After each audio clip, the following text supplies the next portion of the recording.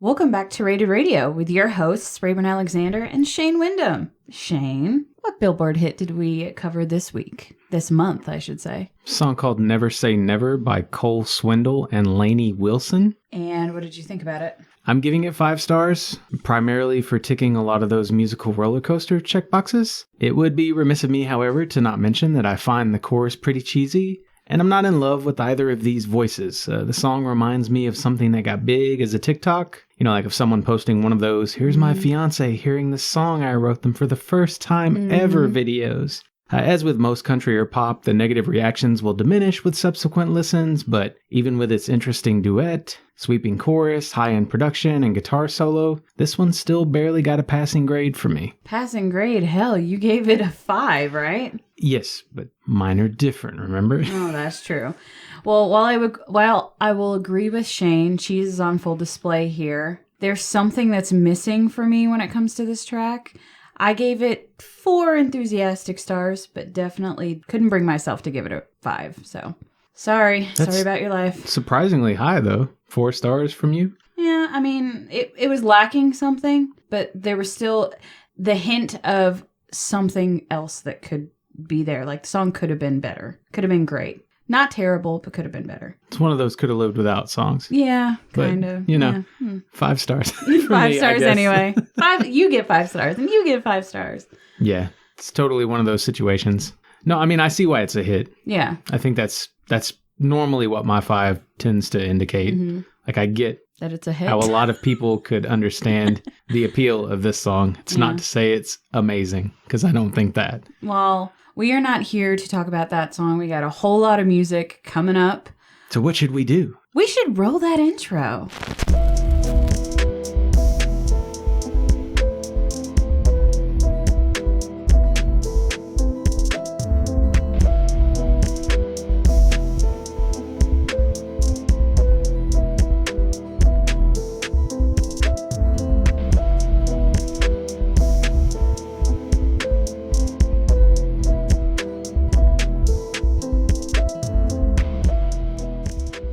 All right, so in case you're new here, welcome to the Rated Radio podcast. We are covering Season 8, Battle of the Bands, and let's get it rolling with our first artist and album. Shane, you want to take it? Or you want me to take it? Because I'll take it. You go ahead. All day. It's your, whatever you call it. I call it my Just It's not disco, but it is a big rig. All right, let's hit it with Led Zeppelin's House of the Holy from 1973. This was my top album. Middle. I gave it 4 5s out of 8 tracks. Same. My top track was the Rain song. I was torn between No Quarter and Over the Hills and Far Away. And my bottom track, which can you please explain to me what the hell this is? The Crunge? I went with Dancing Days. I honestly don't remember the crunge. Do you know what that word means? Because I've never heard this word before. I don't remember even reading that word, so... Okay. Maybe I'm making it up. I can Who Google knows? it real fast. It is not out of my wheelhouse to completely make shit up. The album's also called Houses of the Holy, not House. Just to help you. It is I'm just so great to see. I don't come at you like this on purpose. No, I know. You're right. It's crunge. Okay. I have no idea. Well, I fucked up the Houses of the Holy title of the album. I did not fuck up the crunge. This has a lot of promising, perfect album material, but it comes up short in a couple places. Overall, a solid, trippy rock adventure. So, highly recommend if you have the opportunity. Yeah, I'd say it's a genuinely interesting spin, thanks to its rejection of typical choruses and its almost overwhelming diversity. Whether sounding like Rush, James Brown, Pink Floyd, Bob Marley, Aerosmith, or even a precursor to The Clash, they mostly play like different bands all together from one track to the next. I don't love it in all places, but I damn sure respect it. Mm-hmm. Now, we touched on it during our Led Zeppelin episode, but I have to say it just because it needs to be said. You do not have to choose Led Zeppelin or Pink Floyd. I just got into this argument with my mom. That's the only reason why I bring this up. But these days, you do have to choose Led Zeppelin or Greta Van Fleet. No, you don't. No, you don't. Next album, please. Next album that we covered was DMX. Exodus album from 2021. I believe this was his last album before his passing. That was released after he passed. Oh, was it? He was working on the album when he died. Early 2021? I think so. Has that much time already passed since DMX passed? Jesus, where have I been? I could be just... Talking out your ass? Yeah, it's been a long time since I actually covered all of this in my spare time. Got it. This was my middle album. Bottom. Wow, okay. I gave it 2 5s out of 13 tracks. 4. Still better than me. My top track was Take Control. I really dug Money, Money, Money. Okay. Well, I didn't hate it, but my bottom track was the Stick Up skit. I'm agreeing with that. I know that DMX is well known for, I say well known, he does skits a lot in his discography. It just wasn't needed. I am getting a little bit better when it comes to appreciating a good interlude, wink, wink, nudge, nudge, to later episodes that we're covering. Nudge, nudge, wink, wink. I guess it's my old age, but I'm learning to appreciate them more. It just seems out of place here. It doesn't seem like there needs to be this 2-minute stick-up scene in between 2 tracks. It's just pointless to me. I'm not disagreeing. I like a lot of DMX skits in his early work. Yeah, you were definitely more fair than I was. Yeah, like I said, it's been a while since I listened to the music and wrote all this down, but I'm seeing some 1s and some 2s in the ratings for me here, so I'm going to guess it was really not great skits. Well, while I love a good collab, a lot of these make DMX seem more like an assisting character than the star of his own album. It is repetitive and far from the best so far from DMX. Collabs include Alicia Keys, Bono, Jay-Z, Swizz Beatz, Lil Wayne, Nas, Snoop Dogg, and Usher, and many, many more. So for me, I was just a little disappointed because I would have thought with his last album, he would have seemed like more of the star. I mean, he didn't know it was going to be his last album. Yeah. I don't think. Did he commit suicide? I don't know. No, he did not commit suicide. I forget how he died. Apparently that much time has passed. I forgot. But it's a bummer because I expected more. Are you struggling today, Raven? Yeah. I'm on a different plane. Excuse me. But anyway, enough about my dumbass. What did you think about it? Beyond the skits, this is one of the most solid posthumous rap releases I've ever heard. It's incomplete and lacking some choruses, but there's a surprising amount of good here. Swizz Beatz did a great job with what he had. DMX's verses aren't particularly deep, but they are fun to listen to, thanks to his aging and the occasional attempts at stylistic shifts, which you don't really see from DMX too much in his disco from what I know of so far. Even from the artist in question, I've heard much worse than this right here. Yeah, I wouldn't say that it's the worst. But moving on. Next album that we covered was Eric Church's Carolina album from 2009. This was my runner-up. This was next to last for me. I gave it 3 5s out of 13 tracks. 6 and 12 tracks. Was there a hidden track? Not that I know of. Wiki has been letting me down here lately. Okay. So, yeah. Agree to disagree. We'll do that. Okay. My top track was the title track of the album, Carolina. Surprisingly enough for me, Smoke a Little Smoke. Okay. It's a fun country song. That's not normally on the album. There's going to be that love song that just hits me real hard. And I'm like, nah, it's got to be that one. Well, let's hope I don't get too much hate from my bottom track because my bottom track is Leave My Willie Alone. Damn. I wanted to like it because of the title. And the way you said it for some reason had me thinking about like dicks. You're not talking. It's about Willie Nelson, right? It is talking about Willie Nelson. Yeah. But I like the double entendre there a little bit. Like Willie Nelson, Willie, penis. It's the most childish dick word you could possibly use. Hey, leave my Willie alone. What's your bottom track? Without You Here. Okay.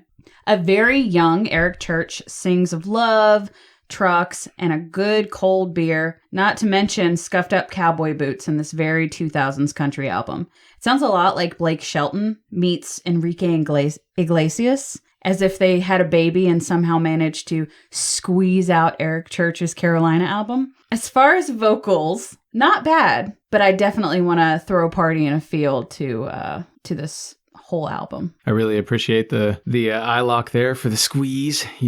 You went for it. Squeeze. It felt very wrong. Mm-hmm. I live to make you uncomfortable. I'm sorry. It's okay. Really, it is. I don't mind being uncomfortable. He said it. Yeah. You said I it. mean, I am doing a show with you, so True. this album for me mostly feels like low-hanging fruit or ground already covered by 100 other country artists. Eric Church's voice still swings too nasally country for me most of the time as well. What starts out sounding like an outlaw country spin quickly devolves into plastic pop country productions full of cowboy cliches. Ignoring that, or maybe just getting used to it, the listen does begin getting better. Most everything is passable, and a few tracks are pretty impressive, even musically interesting, but the majority of this is run-of-the-mill for the masses. Sometimes so predictable, I found myself giving 4s to technical 5s. Now, correct me if I'm wrong. You were on the Eric Church train when we covered him, particularly one album. I believe didn't you give one of his a perfect rating at one point? I don't remember if it was a perfect rating. I do remember enjoying the album that I think had the sky on the cover. Yeah. I cannot for the life of me remember what it's called off We the top of cover my a lot head. of music, man. We really do. Anyway, moving on to our next artist and album. I dig some Eric Church, by the way, just so we're... I know. You don't have to tell me anything. I know you do. Our next artist is Kiss with their Dynasty album from 1979. This was my bottom album. Runner-up. Wow. I'm shocked. Honestly. Anyway, I gave it 1.5 out of 9 tracks. 8 out of 9 tracks. I thought you were correcting me. I was for a not minute. correcting you. Okay, awesome. Just blowing your mind. I know, wasn't I'm expecting. still flabbergasted.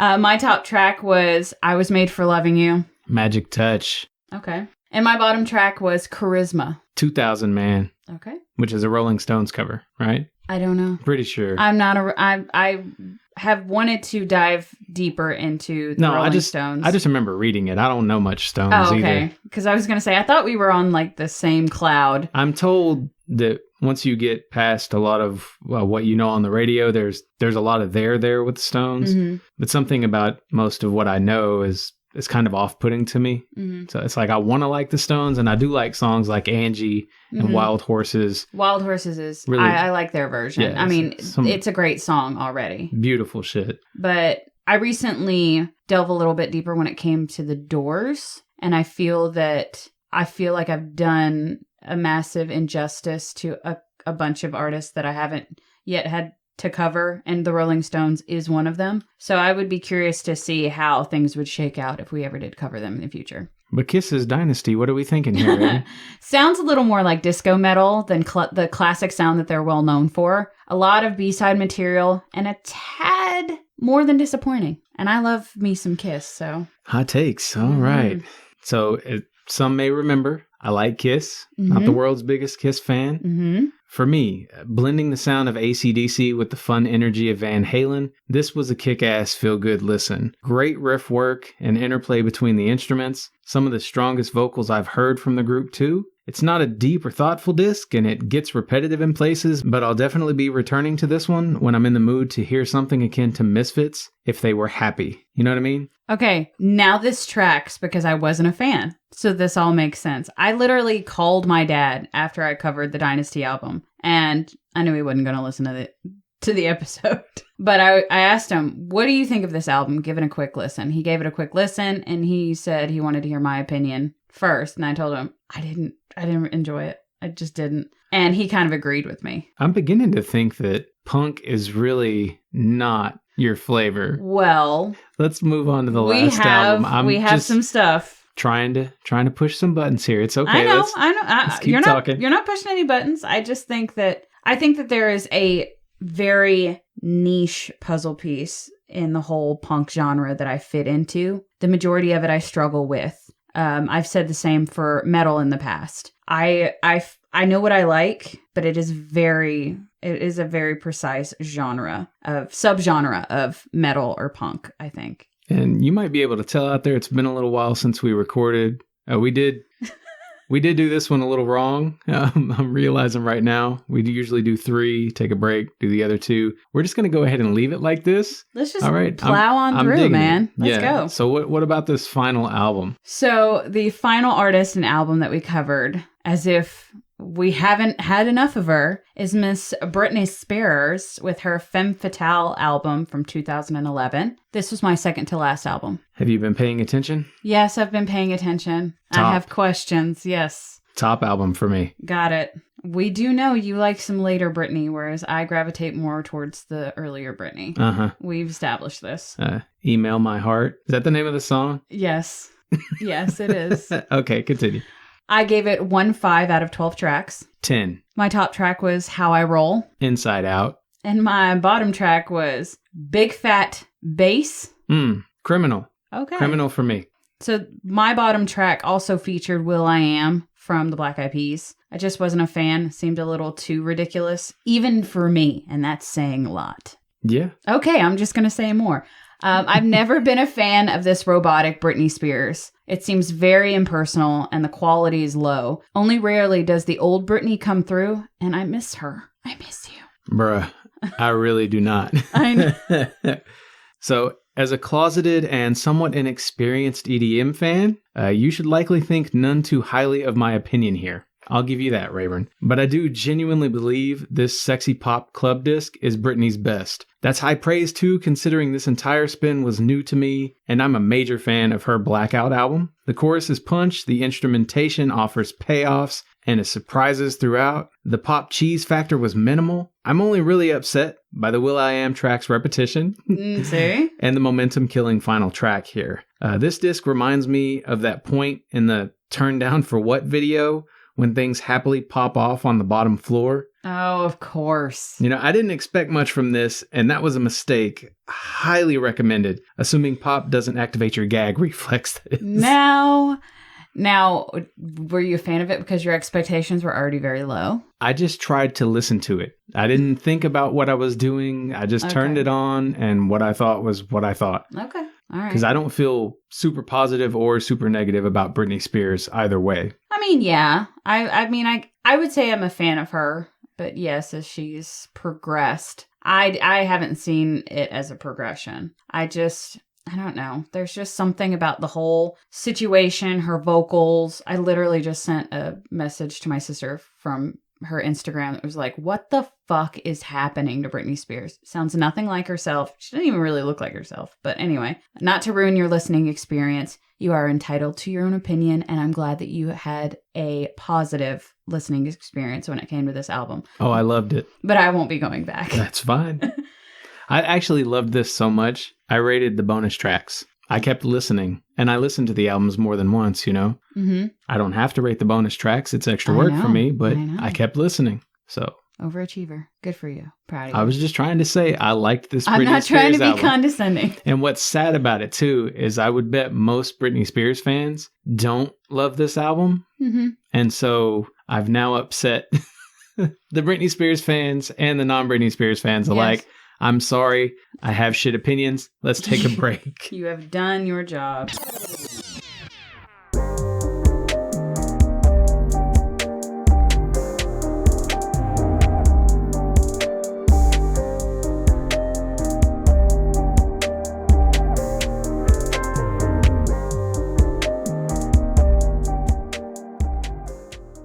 Okay, so a couple different things. Because Rayburn doesn't like to follow direction for our list during this break, I decided, I don't want to say I decided, I unintentionally wrote 10 stories for 10 tracks. I don't know if we want to do it because we're here and we got time to kill, but Shane's giving me the nod of approval, I'm assuming. It's up to you. Okay. I could take a nap if you want me to. It's fine. No, we got work to do. But why don't you go first and let the people know what the list was, and then I'll come in on the tail end. It was your choice, right? 80s pop songs. Sounds very much like you. Yeah, sure. Yes. It was me. Okay. I think so. So the story pick that I went with was for Mandolin Rain by Bruce Hornsby. I don't think I know that song. I think you're going to have that reaction a lot when you look at my list. I cannot wait. Yours is how many songs? 150 songs. Mine is not nearly that long. I think it's 20. Okay. But I tried to pick some pretty obscure good 80s stuff. So I'm very curious to see what sort of overlap we have. Anyway, I was just thinking the exact same thing. So I wanted something a little different, but this one had genuinely been on my mind. My kids have finally started playing together routinely, whereas they used to just bicker. Meg and I have spent a lot of time in our garage during the last few months with the radio on, watching them run around in the backyard while we sand walls, paint, etc. Mm-hmm. You know, and this just happened to be playing the first time I saw Taylor pulling Jenny around in their wagon. Aw. Both of them just seeming to love each other's company. You know, a lot of giggles. As a result, I'm always going to think of them playing as littles when I hear Mandolin Rain. And you would know it, I think. I think anyone who turns it on will know it, or the sound will at least be super familiar to you. Yeah. Because this is the dude who does Changes. Oh, the I'm going through changes. No. What's that one? Oh, we're not talking about that one. What do you mean changes? The Some Things Will Never Change. The Way It Is. I don't know.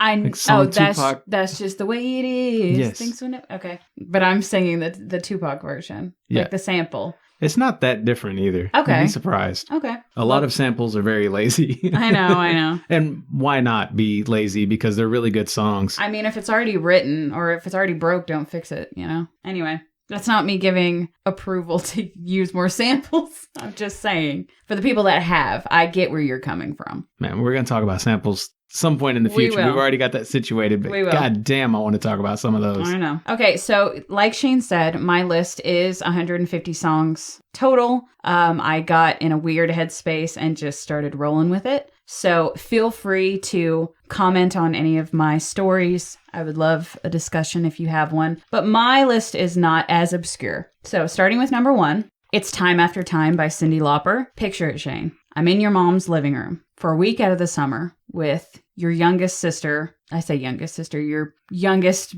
main biological sister. And at the time, we were not only cousins, but we were best friends. Practicing a dance from Romeo and Michelle's high school reunion at 2 a.m. I just want everyone to know, for the people that are listening that this pertains to, moments like this made my childhood. So thank you, Joey. So that means I would have been getting high and walking around the trailer park for hours at a time. Yep. Getting thin. Yep. And bringing Arby's. Gotta have the Arby's. Gotta have the cold Arby's. It did, but it changed my life.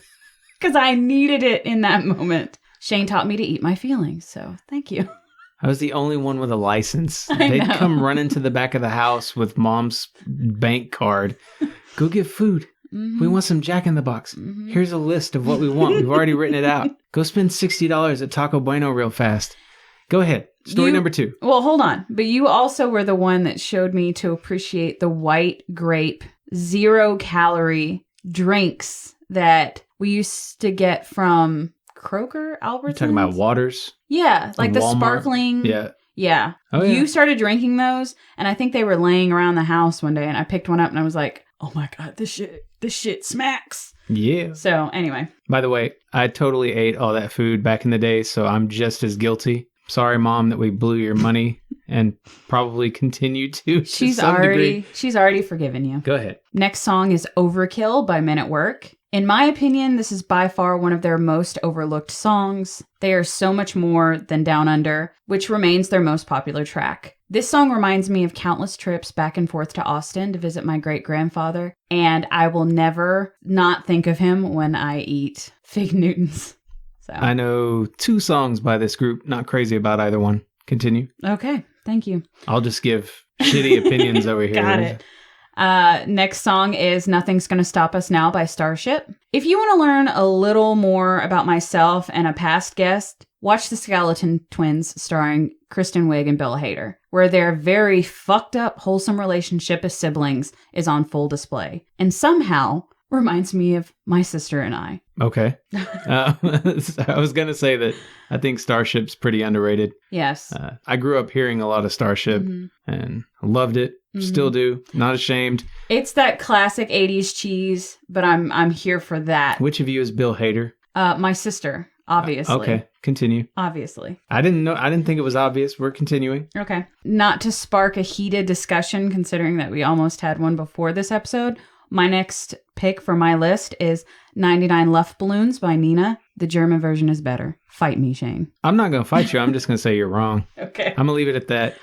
You weaned yourself on the German version, so you've got your bias. Mm-hmm. I've got my bias. Let's put it that way. That's fine. I think that this whole show is based off of... Song doesn't make any fucking sense anyway. It just sounds cool, and that's why people listen to it. Exactly. I'm a part of a niche group of people that can stand the German version, so makes me a little bit more interesting, right? I don't just listen to German for fun. I guess that's the difference. I remember learning German version of Silent Night, and oh, really? I always hated having to sing that part. I'd rather do the sign language or the English than the German. Mm-hmm. Yeah. Although, to be fair, what's the movie? Schindler's List is one of my favorite films. There's some German in there, I would guess, because it's World War II. Yeah. Nazi camps. It's a great movie. Are you a Nazi? I don't think so. Next story. Awesome. Next pick is Money for Nothing by Dire Straits. While not entirely politically correct, the music video for this track is weird, and at the time it was pretty technically advanced. I have fond memories of this song on MTV with a big old bowl of cereal on Saturday morning. I have no fucking idea what MTV was airing on Saturday mornings. Maybe like a throwback? Who knows? But some fond cereal eaten memories were made to videos like this. I always thought this song was strange for that group. It doesn't sound like the rest of the music they produce. Exactly. So you could ignore Dire Straits erroneously if you heard Money for Nothing and weren't crazy about it.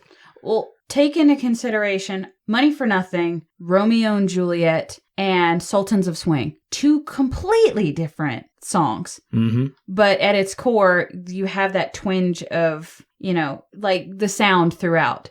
So from an outside perspective, if you know nothing about this band and you hear those 3 songs, you wouldn't even put it together that they're made by the same group. I've talked about this several times with Blue, but yeah, it's one of those bands that you never know what you're going to get. Next song on... Sellout. Okay. That I absolutely love.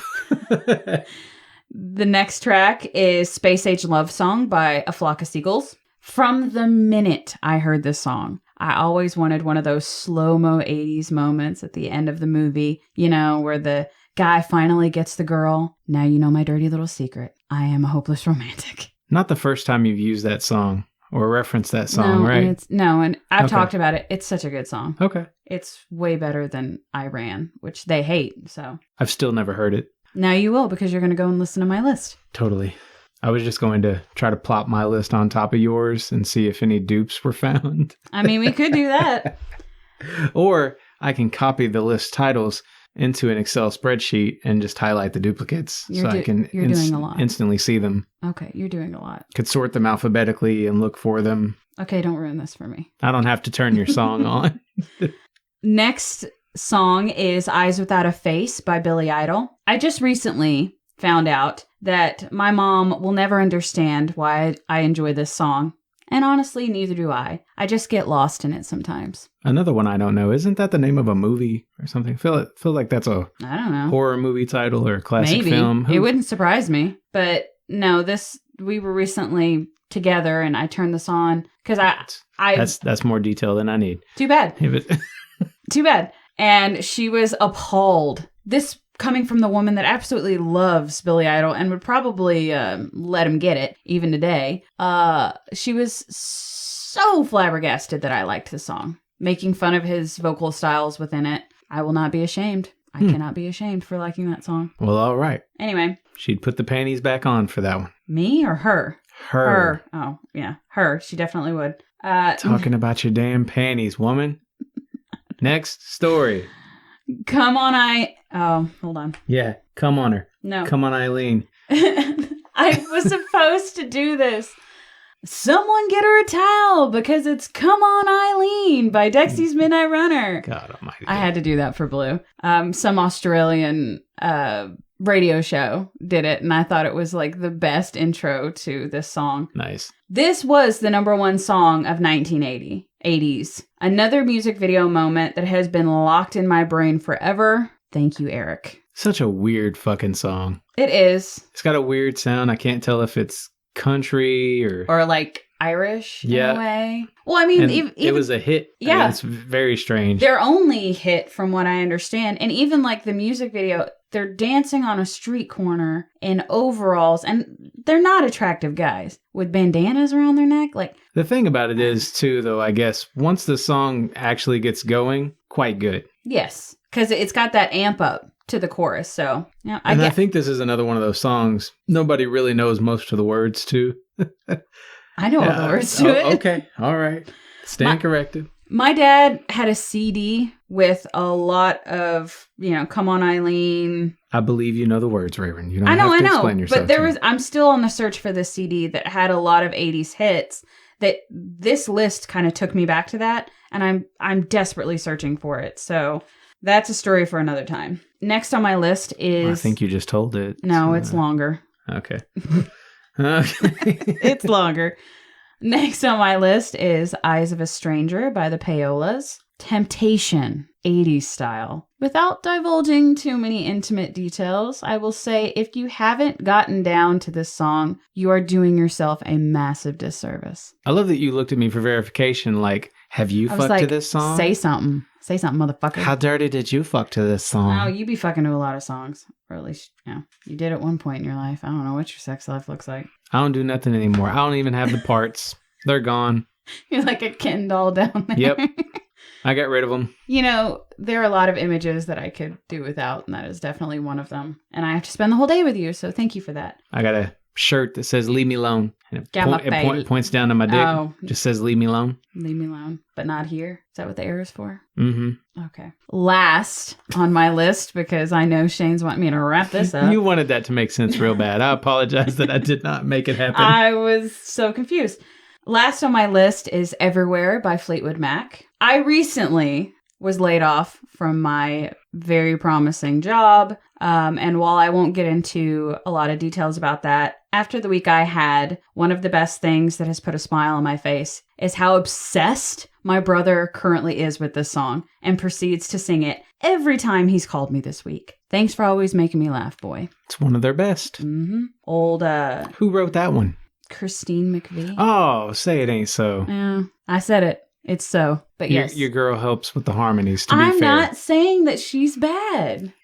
I like Christine McVie. I just prefer Stevie Nicks over her, if I have to choose. But you know what? We're in a world where we don't have to. So there you go. But you have to. No, you don't. You absolutely No, have you don't. to. Okay. So that was our break. Let's go wrap up season 8 and talk about what's coming in season 9. You seem so enthused. You should be more enthused because from what I know, you might like what's going on in season 9. Oh, I'm excited. Okay. I'm sorry if that didn't come across. Really? I'm trying to wake myself back up here. I apologize. If I need to slap you, just let me know. You can't reach from there. No, I Your can't. I arms. have to get up and walk over to you. All right, Okay. let's get on with it. Yeah.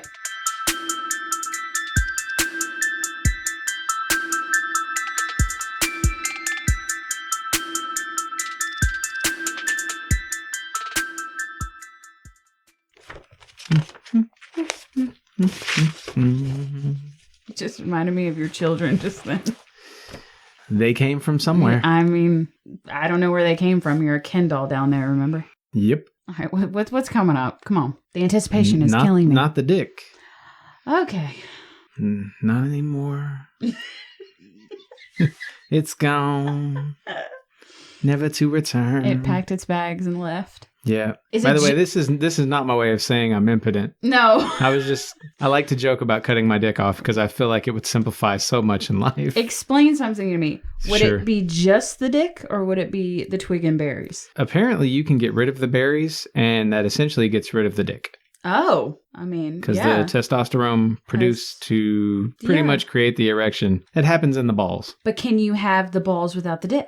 I'm sure you can. Okay, all right. Well, all right. Is that what I should do? I mean, you said the dick was gone, so I'm wondering if the balls are still No, there. that couldn't work either. I mean, nothing could work because you'd find someone who's obsessed with just the balls. Mm-hmm. Like, oh, I love that you don't have a dick. It's just balls. Mm. Teabag me consistently. Or you'd find someone who loved that there was nothing. Yeah. That it was just smooth. like an asexual person that has no... Like even if you just sexual tried to make desire. it like a chainsaw trap or something down there, you know, like Oh, now somebody we're getting would into still... Saw territory. That's what I'm saying. People are fucked up. Yes. You- Anyway, you can't win for losing. we have gone so far off the beaten path.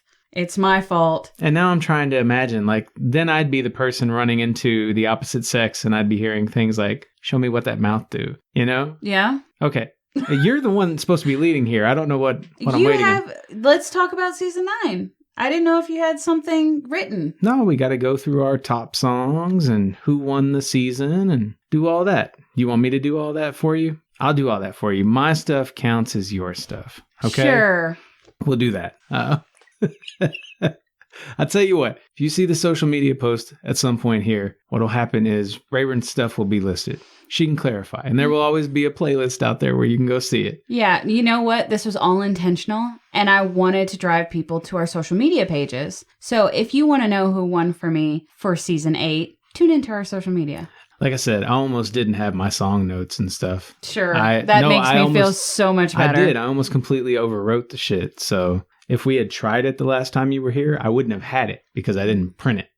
So okay, it helps. No, it doesn't, but thank you. Okay, well, I'm going to go ahead and say top song for Toby Keith was He Ain't Worth Missing. Mm-hmm. Do you know yours? Oh, you shouldn't kiss me like this. Let's just do it off the top of your head. Let's go with that, okay? Shouldn't kiss me like this. Okay. Tim McGraw, mine was For a Little While. Angry All the Time. Okay. It can be anywhere. It doesn't have to be in what we covered. You just want to say a song, say a song. This is so fucked up. I'm so mad at myself. The Bloodhound Gang, I went with The Lap Dance Is So Much Better When the Stripper Is Crying. Okay. Bad touch. Name was Russell. Russ. The Lonely Island, Turtleneck and Chain. Okay. I believe I was a big fan of Boombox. You act like you don't sit around and listen to this shit. I do, but it's hard to pick one, and I know what albums we covered. I believe from my limited listen that what I liked from Lonely Island, Boombox is always a favorite. It's tough. Boombox is a good one. Mm-hmm. Jewel, I went with Painters.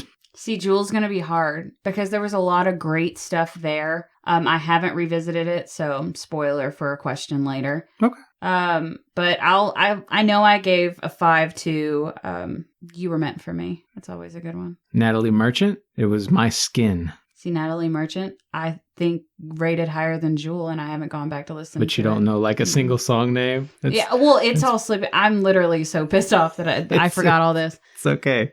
I'm just trying to give you a hard time. I know. It's fully deserved. It's not entertaining to be in the chair that you're in, I'm sure, but I hope we'll make an interesting listen. Yeah, and no, I'm not aggravated with anybody but myself. Just let it go. And you can always correct on social media in your playlists and whatever you want to do. You know what? Technically, it's half my show, so if I wanted to just say fuck it, I could just say fuck it. I just legitimately forgot. You could. You could make your own recording and put it out there so everybody knows. Yeah, maybe. Who knows? Typo negative, I went with Love You to Death. That whole album, I didn't give it a perfect album, but which one was it with the girls on the front? Bloody Kisses. Loved that album. Misfits, Saturday Night. None. Not even Saturday Night. I was not a fan of Misfits. I remember that. Damn.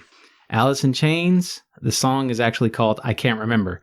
I was just going to say the song title, but yeah. I can't remember. Yeah. That's what it's called. Brewster. Did we Good choice. Brewster? Days of the New, Whimsical. Oh, this was Joseph's group, correct? None. And if you go back and listen to that episode, I wasn't a fan. Okay. And I think I was being polite. Loved Days of the New. Not for me. Nicki Minaj, Get on Your Knees. Oh, Buy a Heart from the... Okay, I believe it. Pink Print album. Okay. I do remember that. Drake, Shut It Down. I really wish I would have did this. So many from the Views from the Top album. I'm gonna go with a safe choice. I know I love One Dance. I was ready for Hotline Bling. No, I don't know why. No, One Dance beats Hotline Bling. My Chemical Romance, The Ghost of You. I Don't Love You, and that was not my chest deflating. Brutal. Ghost of You. No, not yours is Ghost of You. Mine is I Don't Love You. Oh, still, that song makes me cry. The Used, Earthquake. Smother Me. Okay. You didn't have to be creepy about it, but... Smother Me. Smother Me is my song of choice. God damn. Fog Hat. I said Terraplane Blues. I mean, Slow Ride obviously is good, but they're way more than that. Blue Oyster Cult. I Love the Night. Everything but Don't Fear the Reaper. Don't Fear the Reaper was good, but I know they have way more. That was literally, excuse me. 3 months ago. That was your top track. Don't Fear the Reaper? For one album, but we covered 3 of them, Shane. Yeah. That wasn't my favorite album. You said everything but Don't Fear the Reaper. I know. Never mind. I'm going to leave it alone. Leave it alone. Don't question me. Sometimes you're in the mood. Sometimes you're not. I'm not. Do not fuck with me. I'm not in the mood today. Sometimes you feel like a nut. Sometimes you ain't got a dick. I thought you were going to say something rhymes with butt. I like that rhyme. Mm. Sometimes you feel like a nut. Sometimes it's the butt. Yeah, we'll work on it. If I had written it right. We'll workshop it. I still don't understand how that's a candy jingle. Come on. A candy jingle? Yeah, it's for Mounds. I didn't know that. Sometimes you feel like a nut. Sometimes you don't. Because it's the difference between Mounds and Almond Joy. Yeah. So I guess it's the Almond Joy jingle, but still. Who is releasing commercials even today? I didn't even know that there was commercials with jingles out there for Almond Joy. No clue. So I'm going to try to make this fast. Yes, you please. can jump in if you need to. Got it. Top 4 that it came to for me were Tim McGraw, Jewel, Nicki Minaj, and The Used. Pretty strange for me considering it's just based on 5s. And the winner was The Used. Although I think, realistically, it would have been Blue Oyster Cult. I was fucking blown away by Blue Oyster Cult. I'm going to take a guess. And I'm going to say, even without doing any of my calculations, I'm going to say The Used would have probably taken it for me as well. I was so taken aback by their stuff. Hell of a showing. And I still go back and listen to that Lies for Liars album. So, top shelf. Mwah, chef's kiss. If I had to guess. There's a lot of stuff here about best and worst. Go, man. Let's do this. Averages. My top was Blue Oyster Cult. Bottom was Bloodhound Gang. 5s. Top was The Used. Bottom was Drake. No surprises here so far. Purchase value, I don't really pay attention to anymore, but The Lonely Island was my top. And Foghat was the bottom, but it was just because of the low track numbers. And then the group that should have won, if it probably would have won if it had been any other week, Toby Keith was actually one of those. But My Chemical Romance was in the other 2 slots. I think they had a tough matchup. Yeah. Otherwise, probably would have won some stuff. I would say some artists that would have probably made my top 4 would have probably been Toby Keith, although I think Tim McGraw won because he had more to offer. Yeah. So maybe Tim McGraw. My Chemical Romance went up against The Used, correct? Yes. Yeah, and The Used won. I will not be going back and listening to Days of the New. I will not be going back to listen to more of the Bloodhound Gang, probably, unless we cover it later. But yeah, I think the one thing that I learned from this whole experience, double check your fucking paperwork. Man, let it go. Like I said, it's fine. It's fine. I was so proud. Literally in the living room, I gave you so much shit trying to trip you up that I didn't come prepared. Yeah. And I didn't fucking come prepared. It's okay. So. It happens. This is probably overkill anyway. No. I mean, you hear all of it. I guess you don't hear the brackets. I was sitting here thinking, man, this is going to be a really short episode. We don't have a whole lot to talk about. Oh, no, wait. I forgot. So, top and bottom albums. I had 6 perfect ratings this season. All 3 Blue Oyster Cult albums. Foghat's Fool for the City. The Used, In Love and Death. And Tim McGraw's A Place in the Sun. Which has never, the whole Blue Oyster Cult thing, I don't think you've ever rated an artist all 3 albums perfect, have you? Reba, you did too. Story of the Year. Oh, okay. All right. And then I stand corrected. And if you count the solo coverage of Greta Van Fleet, we kind of talked about this. I've given perfect ratings there, and it's fine. The Lonely Island's Incredibad had my highest purchase value. Tim McGraw's A Place in the Sun had the most 5s of any album we covered. My bottom album for this season, Bloodhound Gang's Hefty Fine. It ranked lowest in all 3 fucking categories. But you love that album cover. I do love that album cover. It looks like me. In a box. So fucked up. Hey, you can't see his dick either, so maybe he doesn't have one either. Maybe I'll have that in common. So let's see if you know how to answer these questions blindly. Whose win or loss surprised you most? Loss, My Chemical Romance, and Toby Keith. Okay. Considering that I picked Toby Keith. For me, Days of the New beating Alice in Chains. Completely unanticipated. Which of the artists have you been listening to most? Can I Go finish ahead. The other one first? Go ahead, my bad. The people that surprised me the most was obviously The Used, and Blue Oyster Cult. Okay. Yeah, I was very, very surprised by that.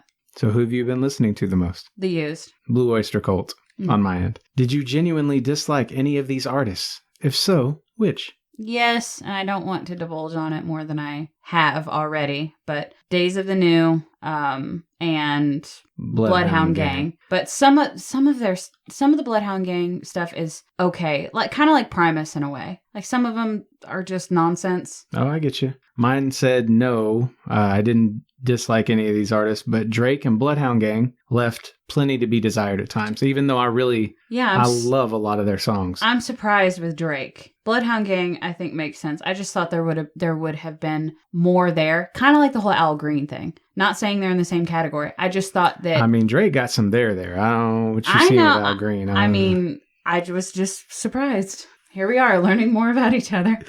What did you learn during this battle of the bands? To double check my fucking work. I learned that deep dives into classic rock can be like striking gold. I really You and thought... your Led Zeppelin, and no, not your Led Zeppelin, your Kiss. It was Foghat and Blue Oyster Cult during that last season. Like, it really... Yeah. Like, you think they've squeezed everything. Nope, apparently there's a fuck ton more that I should be looking for. Anyway, you already answered. Which artist... He's gesturing to me. Rayburn, which artist have you picked for the next battle of the bands? Which artist have I picked? I haven't. Why didn't you pick an artist, Rayburn? Because next season, it's all about Shane. Oh, you looked so worried for a minute. I was. I was like, oh, wait shit. a minute. I didn't even pick my artist.